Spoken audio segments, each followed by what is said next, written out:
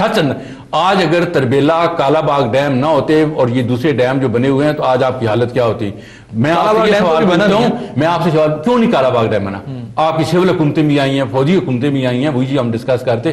Kala Bagh dam Paris کے اندر بیٹھا ہوا ایک ہندو کہتا ہے کہ ان مسلمانوں سے بڑا بیوقوف کوئی نہیں ہے، دنیا کی بہترین سائٹ ہے کالا باغ ڈیم، جہاں سے آپ کے 4000 میگا واٹ بجلی پیدا ہو سکتی ہے اور آپ کے اندر ایک ایسا انقلاب آ سکتا ہے کہ آپ بہت ساری محتاجیوں سے میں کالا باغ ڈیم کی بات، ہم یہی تو آج اس وقت بات کر رہے ہیں کہ قدرتی وسائل سے مالا مال ملک ہے. اب دیکھیں اب میں چینج کی بات کریں، دیکھیں اب میں آپ ایمانداری کی بات کی کریں. دیکھیں جاپان کے اندر ہر تیسرے دن حکومت چینج ہوتی ہے، مگر ان کے ادارے مستحکم ہیں، ان کی جو اکانومی ہے اسی ڈگر پہ چل رہی ہے. آپ کی اس وقت ضرورت یہ ہے کہ آپ ادارے مستحکم کریں، اور جس طرف راجہ صاحب نے اشارہ کیا، ادارے مستحکم کر کے ان اداروں کو اپنی حدود کے اندر رہنا چاہیے. فوج ہے، اس کا کام ہے فوج کو مضبوط ترین کرے، آرمی کی چیف کا یہ کام ہے، اس کا سیاست کا دوسری چیزوں کے ساتھ معاملہ نہیں ہونا چاہیے.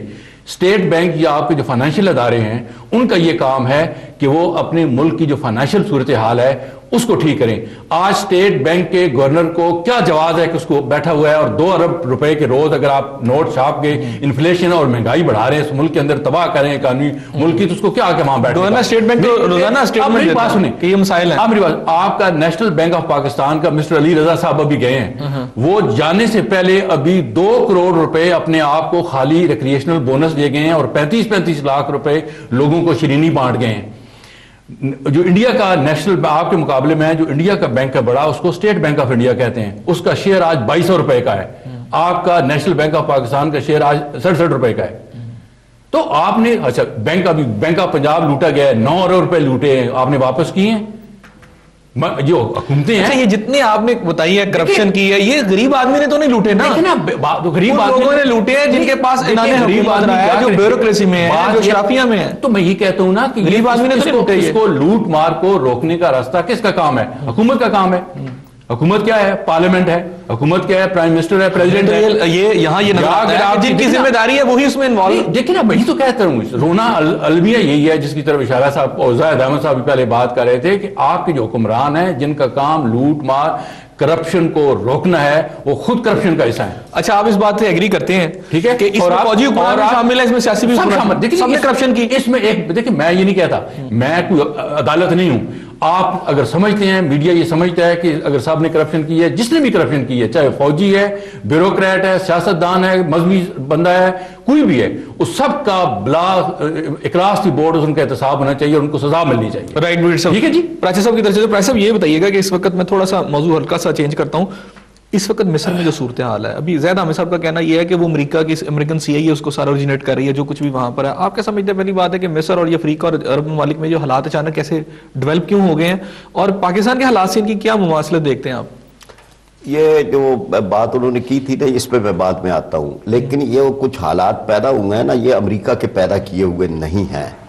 یہ حالات تو وہاں پر ایک ظالمانہ طرز سیاست تھی، طرز حکومت تھی، جو ایک فرعونی تہذیب کو مسلط کرنے کا ایک داعیہ تھا حکمرانوں کا.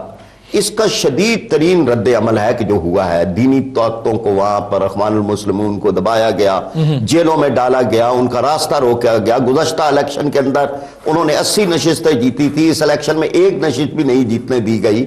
ایک لاوا تھا جو پک رہا تھا، غربت بے پناہ ہے، افلاس ہے، ملک قرضوں پہ چل رہا ہے. وہ ساری چیزیں کہ جو ہیں وہ اب اس کے بعد پھر حکمران جو ہے وہ اسرائیل کا تحفظ کرتے ہیں. یعنی ایک جو پٹی ہے، غزہ کی پٹی، اس کا جو واحد راستہ ہے اس راستے کو بھی انہوں نے بند کر دیا. یعنی ایک غیر انسانی طرز عمل ان کا تھا. تو اس کے بعد ایک یہ کچھ ہونا تھا.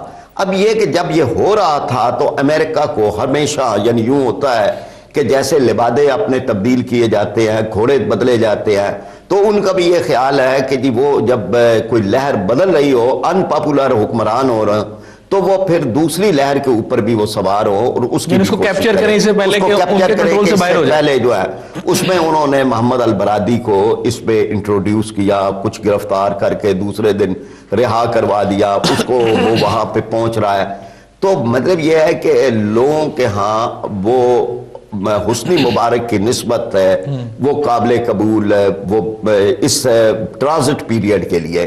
لیکن جیسے شاہ ایران کے جانے کے بعد شاہ پر بختیار جو ہے وہ چند گھنٹے بھی نہیں گزار سکا تھا، تو جہاں انقلاب کی لہریں پیدا ہو جاتی ہیں وہاں پر اگر حسنی مبارک چلا گیا جس کے اقتدار پر 55 سال، یعنی خود اس کا اپنا اقتدار 30 سال سے، اور جس اقتدار کا وہ تسلسل ہے وہ 55-56 سال سے ہے، تو محمد البرادعی بھی اگر عوام کے ساتھ سے زیادہ امریکہ کا وفادار ہونے کی کوشش کرے گا تو کسی صورت نہیں رہ سکے گا۔ اچھا، اب راستہ انتخاب ہی ہے۔ کیا آپ دیکھ رہے ہیں کہ یہ جو تحریک ہے مزید پھیلے گی عرب اور افریقی ممالک میں، اور اس کے اثرات جو دیگر مسلم ممالک ہیں ان میں بھی آئیں گے؟ بالکل آئیں گے، لیکن سارے ایک جیسے ہی حالات ہے۔ اردن میں ہے تو وہاں بھی ایک بادشاہت ہے، اسی طرح یمن میں آ رہے ہیں، اور یمن میں آ رہے ہیں، سب جگہ آ رہے ہیں، یعنی جہاں پر بادشاہتیں بھی ہیں اور ساتھ غربتیں بھی ہیں اور ساتھ لوگوں کو دبایا ہوا بھی ہے اور ان کو ہر طرح سے کچلا جاتا ہے، تو وہ تو بالکل انقلاب کے دہانے۔ اچھا، پھر مجھے پروفیسر صاحب یہ بتائیے کہ پاکستان کے اندر اگر غربت وہاں پر ہے تو پاکستان میں اس وقت 40% لوگ جو ہر چوتھا پاکستانی خط غربت سے نیچے زندگی گزارا ہے،